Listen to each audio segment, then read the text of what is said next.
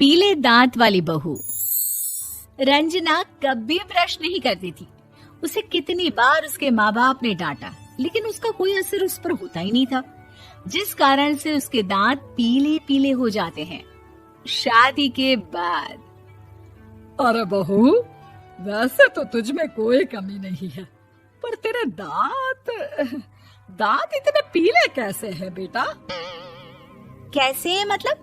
कोई सर्जरी थोड़ी ना कराई है। वो तो क्या नाम, मैं ब्रश नहीं करती थी तो पीले हो गए। अब क्या करूं? आप कहें तो लाल करवा लूं या फिर काले? यार ये क्या है, क्यों माँ से लड़ रही हो? लड़ रही हूँ? अरे मैं लड़ रही हूँ या ये बोल रही है कि दांत पीले हैं, पीले। अरे तपस्या थोड़ी ना की है इन्हें पीले करने के लिए। बकायदा ब्रश नहीं किया है 20 साल तक, तब जाकर। छी, कैसी बात कर रही हो? ये उस वक्त तो पीले नहीं थे जब हम लोग तुम्हें देखने आए थे। अरे तब साफ करवा लिया होगा डेंटिस्ट के पास जाकर। अब देखो कैसे पीले पीले लग रहे हैं। रंजना सास की तरफ गुस्से से देखती है। फिर शुरू हो गई पीले पीले पीले। अरे पीले तो तब भी थे जब मेरे हाथ का रसगुल्ला उड़ा उड़ा कर खा रही थी और बोल रही थी, लड़की नहीं गुणों का खजाना दे रहे भाई साहब आप। खैर, अब वो लोग करते भी तो क्या करते, पीले दांत वाली बहू पल्ले पड़ी थी तो झेलना तो था ही। एक दिन कीर्तन में रंजना गाना गा रही थी। अरे कमला बहन, माँ का द्वार है, यहाँ तो सब शुद्ध होकर आते हैं, फिर अपनी बहू को ब्रश भी नहीं करवाती तुम। दूर से पीले पीले दांत भक्ति में बाधा उत्पन्न कर रहे हैं। अरे कोई 2 साल के बच्चे थोड़ी ना लेकर आई हूँ मैं बहू बनाकर। अच्छी खासी लड़की है, अरे कैसे करवाऊं ब्रश?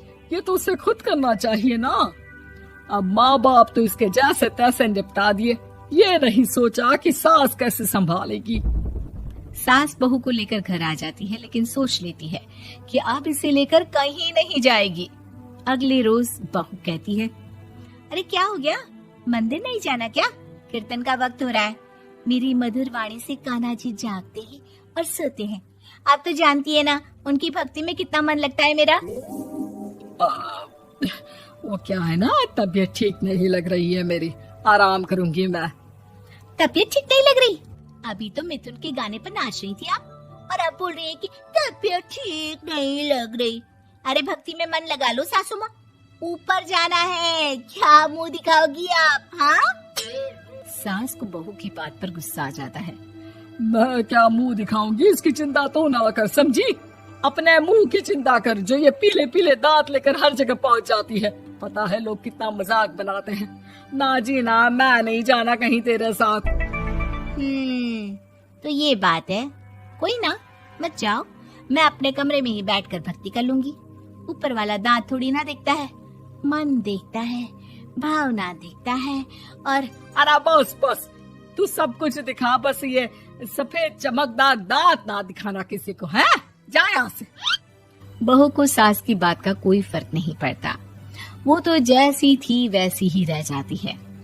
सुबह नहाकर किचन में खाना बनाना, फिर खाना खाना, कीर्तन भजन करना और सो जाना। एक दिन, माँ जी मैं सहेली के घर जा रही हूँ, शाम को लेट आऊंगी। हाँ, तो जाना, मैंने कौन सा तेरी आरती करनी है घर पर बैठकर। रंजना सहेली के घर जाती है, जहाँ वो पार्टी में जाने की तैयारी कर रही होती है। अरे शिखा, कहाँ जाने की तैयारी कर रही है? मैं गलत वक्त पर आ गई क्या? अरे नहीं यार, उल्टा सही वक्त पर आई है। मैंने ये साड़ी और ज्वेलरी निकाली है यार, शाम को इनके ऑफिस की एक पार्टी में जाना है।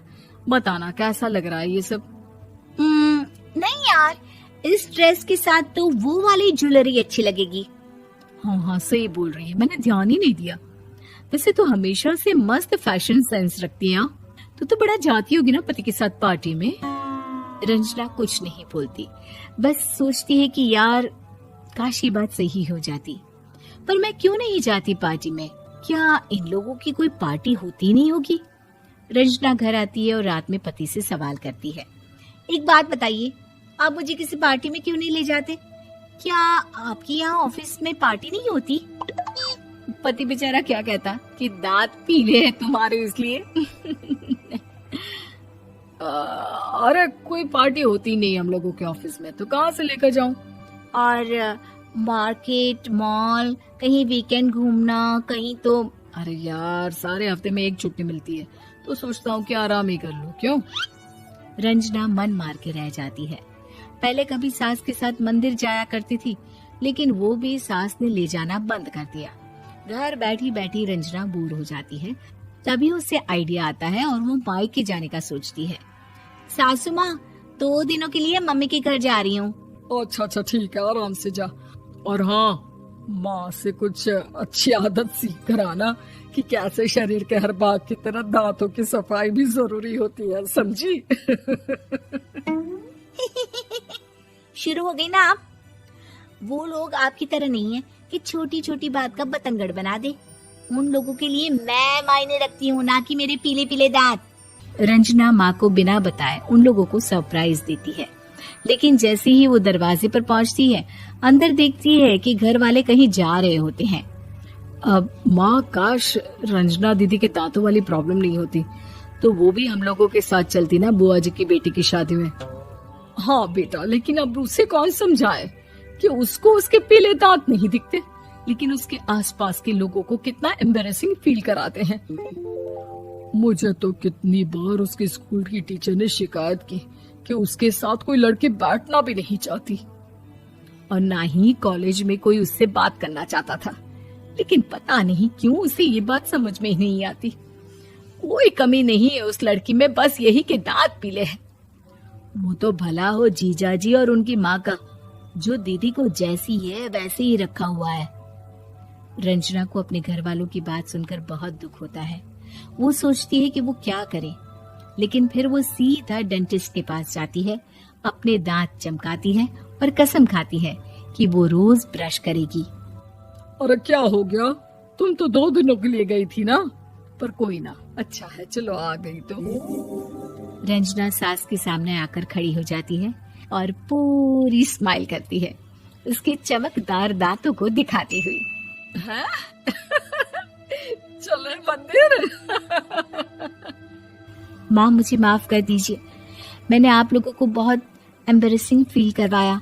मैं आज से रोज ब्रश करूंगी।